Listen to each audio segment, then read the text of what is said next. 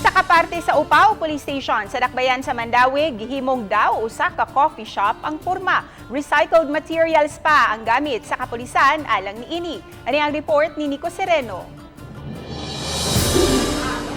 Kini ang terrace sa second floor sa building nga kasamtangang giokupahan sa Upao Police Station sa Mandawi. Kung tan-awon daw coffee shop gyud ang porma, disenyo ug mga dayan-dayan. Naabtan pa namo kaganiha, nangapi og namainit kini mga opisyal sa team og traffic police samtang nag-istorya og nag-meeting. Kining daw coffee shop nga konsepto nahunahunaan sa istasyonan aron dunay hamugaway nga lugar. Pasabot sa hepe sa orihinal nga tinguha, extension kini sa Women and Children's Protection Desk ug karon gigamit na sab sa ilang mga stakeholders ug partners. Atong mga biktima mostly sa Bausi, hisitan gisa mosulod sa police station, stress, so pagka station murag mahadlok, atong i-convert ato ang WCPD room nga at ease siya, ma-relax siya. So while mag-imbestigar. Mga karaang tarima kanang gigamit sa storage sa mga prutas ang giporma alang sa maong setup.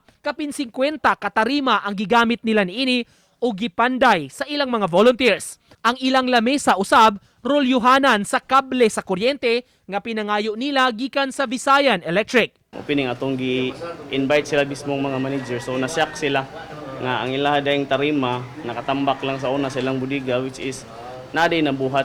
Kay kuha man sir, mo nang sa tarima, gamay lang makuha kay uban guba na, so kinahanglan to ipilian og nindot. Plano sa hepe ipa-extend pa ang coffee shop sa tibuok balcony ug may mga misaad na sab nila nga muhatag og materyales. Gawa sa pagpanindot sa lugar, katuyuan usab nila mapaduol ang kapulisan sa katawhan. Sa tuwang PNP no nga dapat dili mahadlok ang mga tao, kita diri sa kita mga pulis na naami din aron pag-alagad nila, so mangita sad mig paagi mga bagong concept nga at least maduol ta o masuod ta sa itong mga tao, so one win ni siya. Uban ni Godfrey Relien, Nico Sereno, Balitang Bisdak.